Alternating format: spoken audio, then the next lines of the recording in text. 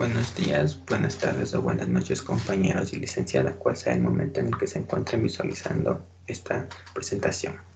Mi nombre es Ramón Tachiguano y les voy a exponer sobre la formación de células germinales o gametos. Empecemos.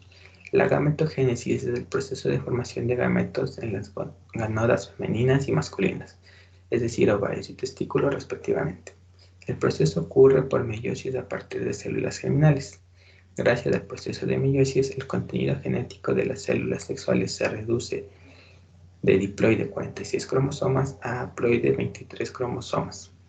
La unión de los gametos masculinos, los espermatozoides, y de los gametos femeninos, los óvulos, formará un cigoto con la combinación del material genético de ambos.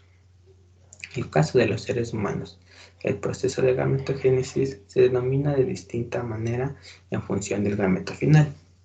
Si se producen óvulos, el proceso se denominará ovogénesis y si se desarrolla en las gonadas femeninas, los ovarios, mientras que si se producen espermatozoides, el proceso se denomina espermatogénesis y se generan en las gonadas masculinas, los testículos.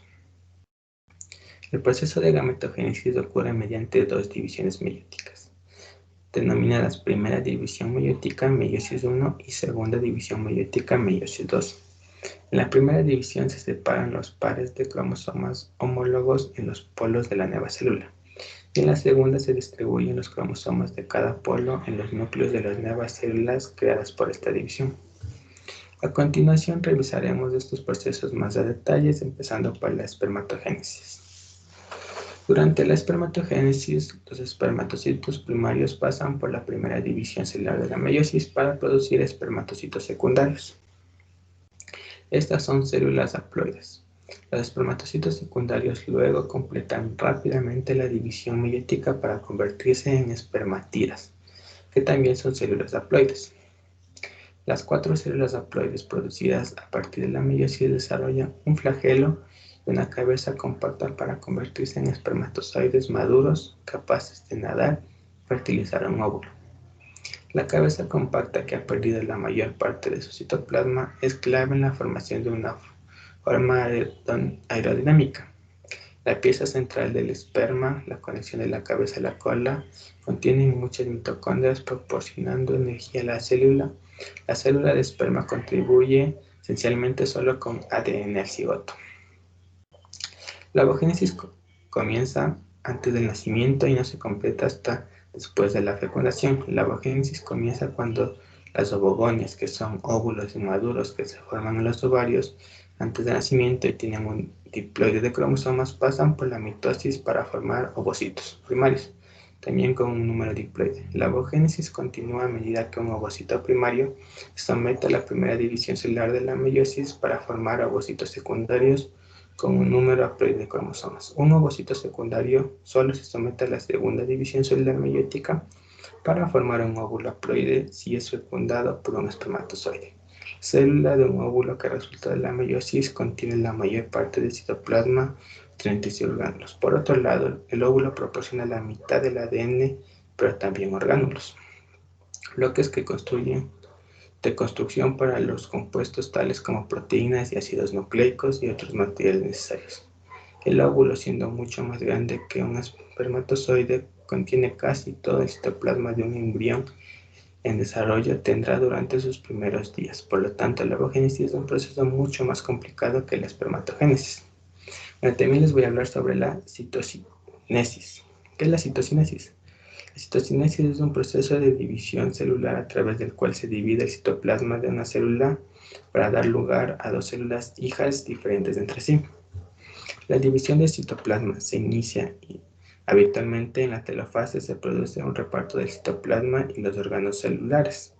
La célula comienza una constricción de la zona ecuatorial. Bueno, este proceso de la citocinesis ocurre de diferente manera tanto en células animales como vegetales. A continuación les explicaré. En las células animales, la formación del surco de división implica una expansión de la membrana en esta zona y una contracción progresiva, causada por un anillo periférico contráctil de microfilamentos de actina y miosina. Este anillo producirá finalmente la separación de las dos células hijas por estrangulación del citoplasma.